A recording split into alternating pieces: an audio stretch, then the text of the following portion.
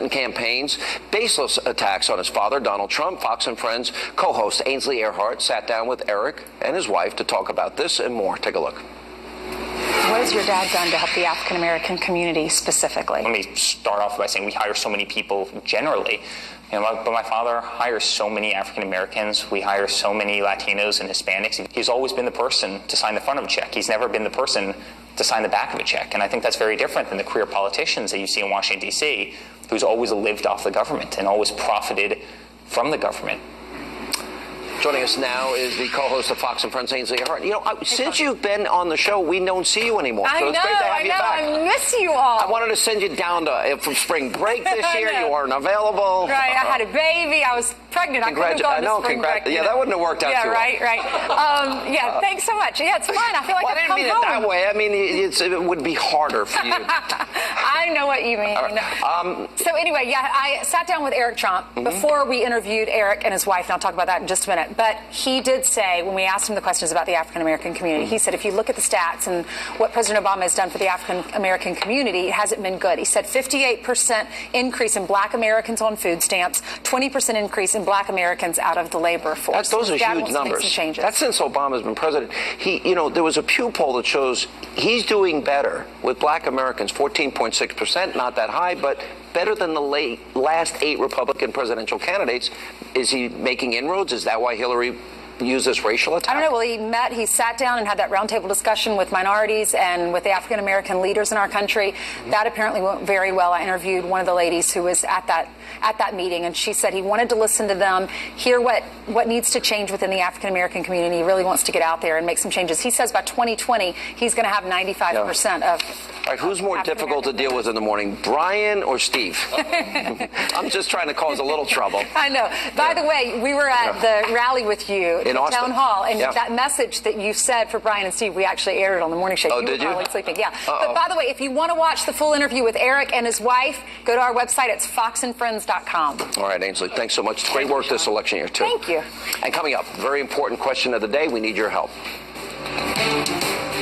Facebook.com/Sean Hannity, at Sean Hannity on Twitter. That's all the time we have left. Ainsley's going to catch the football. Have a great weekend. See you Monday.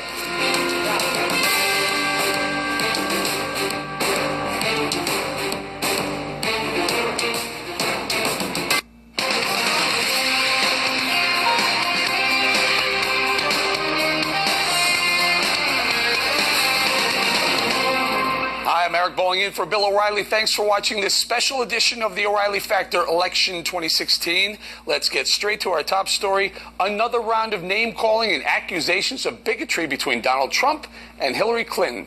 Last night, Trump doubled down on comments he made earlier this week, calling Hillary Clinton a bigot. She is a bigot because you look at what's happening to the inner cities. You look at what's happening to African Americans and Hispanics in this country, where she talks all the time. She's selling them down the tubes because she's not doing anything for those communities. She talks a good game, but she doesn't do anything. She has hatred or policies are bigoted. Her policies are bigoted because she knows they're not going to work. But you're saying she is personally bigoted. Oh, she is. Of course she is. Her policies, they're her policies. She comes out with the policies, and others that believe like she does also. But she came out with policies over the years. This is over the years, long time. She's totally bigoted.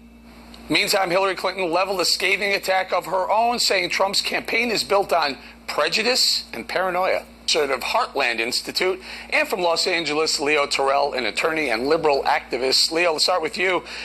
In that soundbite we played with Anderson Cooper, Trump mentioned her policies 6 separate times. So are you saying is Hillary Clinton under President Obama, and he's a Democrat, Hillary's a Democrat, black household income under Obama down, black home ownership down, black poverty at a staggering 26.2%. That's the highest it's been in decades. Under President Obama, that means 1 in 4 African Americans in America are living in poverty. That's a Democrat policy. That could be seen. Eric, he broad-stroked every African American in his speech. African Americans do not worry about being shot when they go home. African Americans have jobs. He broad-stroked every single... Let me bring Horace. Horace, go ahead. What am I missing here? Am I wrong in anything I've said here? First of all, the very clip you showed, Hillary went through a litany of lies. It is true that black Americans are underhoused and they have been on a decline for 10 years. It is true that there's an elevated crime wave that we're experiencing, and it's primarily blacks who are suffering as a result. Wages are down. Opportunities for school are down. Absolutely.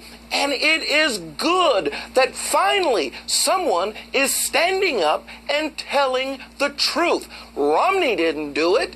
McCain didn't do it. Somebody needed to stand up and explain that the policies that the left and the progressives have been pushing are bigoted because they don't assume there's any possibility for improvement. You should be ashamed of yourself. Gentlemen, please. I posed the question, and I pointed out to you, Leo, that in that soundbite, Trump says her policies. He didn't say she's a bigot. He did once, but he said 6 separate times her policies can be deemed bigoted. Guys, please. Horace, answer me this. School choice. Donald Trump is in favor of school choice. Hillary Clinton's in favor of protecting the teachers union, keeping things as they are. Which would be better for the African-American community? School choice is the #1 civil rights movement for blacks in the 21st century. Now, Hillary was an elected official. She was a senator. What bill has she ever introduced that has had any kind of positive impact for blacks? She can talk in a folksy drawl. She can sing a little folk songs every now and then when she talks to black people. Her policies have never. Her husband was a Fulbright scholar, and he said that when he was a governor, he was looking at Fulbright as one of his mentors. Excellent. A man who filibustered the civil rights movement. To do with this topic. $20,000 that she has not given back from KKK members. This is the record of this individual. So you're not going to acknowledge anything of Trump's misgiving. Donald Trump claimed on senator from New York, and yet we now see the poverty that blacks are experiencing in New York City, and she did nothing. Let me throw one more out here, guys. I don't have a lot of time, but let me throw one more out here. Let's talk about crime and law enforcement. Now, Donald Trump has said he's the candidate in favor of, he's the law enforcement candidate, in fact, he says. Who's most likely to be victims of crime in the inner cities? I'll start with you, Leo. Is it African Americans or whites? All right. See, this is part of the reason why we don't get the truth told. The Center for Disease Control lists homicide as the #2 cause of death for black men. It has been an elevated season of criminality, and the victims have been overwhelmingly black in our inner cities, and Hillary has no solution. None whatsoever. As an African-American, Leo, I got to leave. Leo, final thought. What is happening with Donald Trump's comments? Coming up.